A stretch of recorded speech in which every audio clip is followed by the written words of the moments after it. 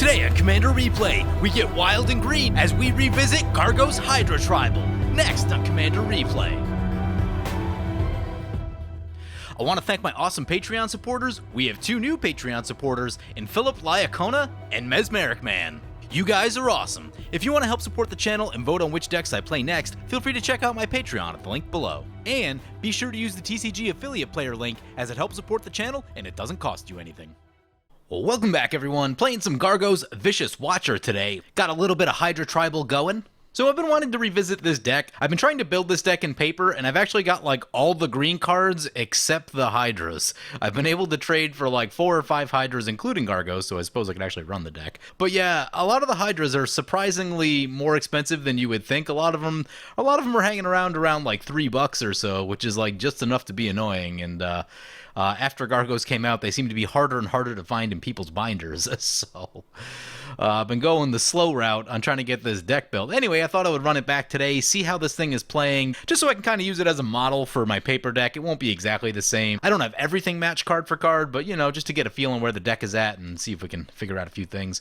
Looks like it's going to be a pretty decent opener. We got the Soul Ring to get us going, and next turn we should be on the Rampant Growth. All seems like a nice place to be. And we'll pass like that.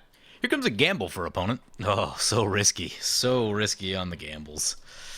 I guess now's the time, right? I got a full hand, least likely chance of discarding the thing you want. Opponent discards a Burning Inquiry. Yeah, that card messed me up last time. Fish used that in something last week, I don't remember what, and it just hosed everyone. Oh, that was the one with the Saskia land build with Zombie Infestation, and they discarded both of the cards they wanted, and a random discard can be really disruptive, but is in fact random. Anyway, that brings it back to our turn. There's a Croson Grip. Let's play a Forest. Inspiring Call. No, not yet. We could go for the Greater Good. Seems a little early on the Greater Good. Like, if people have Artifact Enchantment Removal, that's probably a place they're going to use it. So I think I want to hold on to that for a second. And we'll just go for the Rampant Growth right here. Keep the ramp on a-coming. Get a Forest. Pass the turn. So we'll take a look at what Gargos does. It's 3 triple green for an 8/7 with Vigilance. Really big body. Hydra spells you cast cost 4 less to cast. That is some very serious cost reduction. And then it says, whenever a creature you control becomes the target of a spell, Gargos Watcher fights up to 1 target creature you don't control. Really strong set of abilities on this commander. Ton of cost reduction for your Hydras. You don't need to go like full-blown Hydra Tribal, but it probably makes sense to have at least a couple in your deck. And then on the other hand, you can also go like Cantrip and target spells Tribal with Gargos and just fight everything in sight. Gargos is going to win a lot of the times. A little Death Touch never hurt. Little Indestructible won't hurt. Yeah, Gargos. It's a lot. It's a lot of stuff packed into one little card. Pretty cool as far as the mono green stuff goes. I like it just because it's not as fast as some of the other good mono green commanders. Problem with like Goreclaw, Azusa, Selvala is that they're so unbelievably fast, or at least they can be, that like the game's over before anyone got into it. Gargos, not quite that punishing, but it's still going to be very impactful through the mid and later parts of the game, and much more on par with how I like to play Commander most of the time. Anyway, that brings it back to our turn. We're on, well, we can be on Gargos mana right here. Let's play this Forest. Play the Gargos. And we'll pass like that. So let's take a look at what our opponents are playing. First up, we've got Klothys piloting Thromok the Insatiable. Devour X, where X is the number of creatures devoured this way. Usually you want to hit a number up around like at least 5 or 6 is kind of the sweet spot on Thromok, but more is better. We've seen this deck a few times in the past, and it can make the maximum number of tokens allowable on Magic Online, which I believe is 200. Or something around 200. So we'll need to be careful of that. Also makes Thromok huge. The second you run out of removal, it will kill you. It is large. One of the tricks is that you do got to get some evasion on there. It doesn't come with that naturally, but what can you do? Next up, we have Fish Said Fish piloting Klothys, God of Destiny. I'm assuming some sort of Punisher build out of Fish. Based on how Fish likes to build their decks, yeah, I'm going to assume some sort of Punisher. They did mention there's a little bit of land destruction in there, but hopefully just as a finisher kind of thing. We'll see how that goes. And then finally, we've got Xenocide piloting Rayne, Academy Chancellor. It is an illusion commander. Whenever you or a permanent you control becomes a target of spell or ability an opponent controls, you may draw a card. And if Rayne is enchanted, draw an additional card.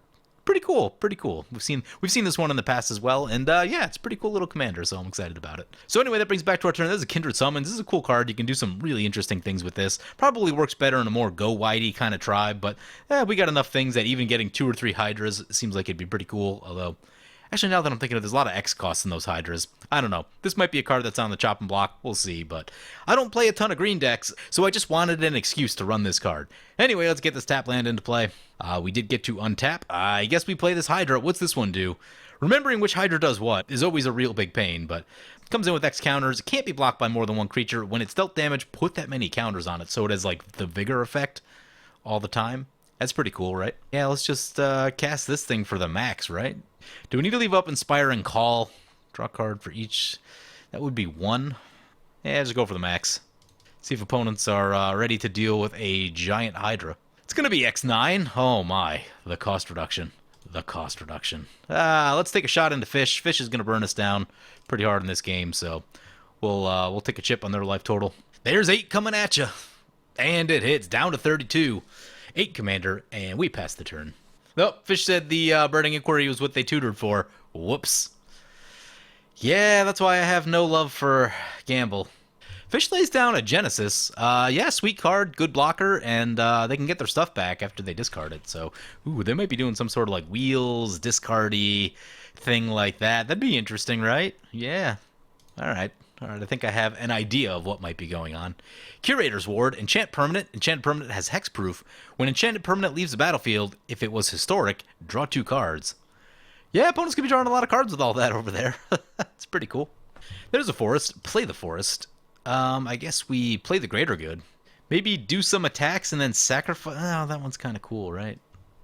I know what we'll do.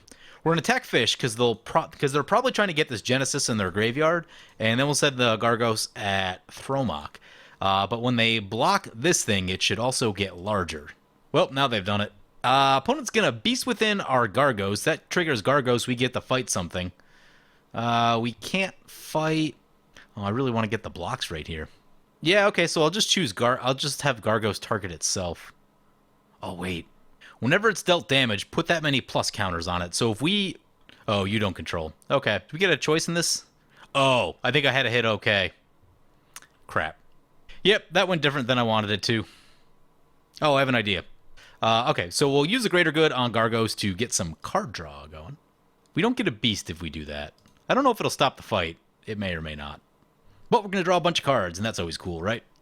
We need to discard 3 cards. Wow, no lands and all of that? Whoo-hoo-hoo. That is shocking. We did catch a Nature's Lore, though. So 3 cards we need to get rid of. We do have some Hydras in hand.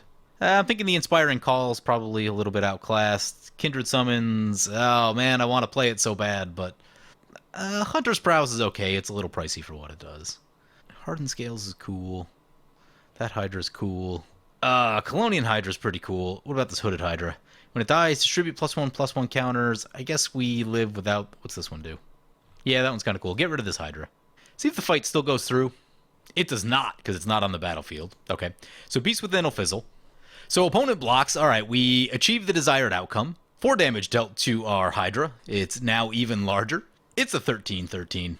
We have many cards in our hand for our second main. Play the Mana Crypt. That'll give us 6 open mana. Let's get the Nature's Lore into play. Lands are always good. We do need to recast our commander at some point. We've got a total of 5 mana remaining. What do we do with that? Maybe just Colonian Hydra, right? Yeah, it seems fine. Oh, we should get the Hardened Scales first, though. It's only 1 counter, right? Yeah, it's only 1 counter. Yeah, we'll get the Colonian Hydra. And we'll pass like that. Grand Warlord Rathawk coming into play. Opponent's saying that I might already be running away with this game. Yeah, you know, I didn't think any of this was going to happen, and I thought this would all play out slower, but I guess I just forgot how strong mono green really is.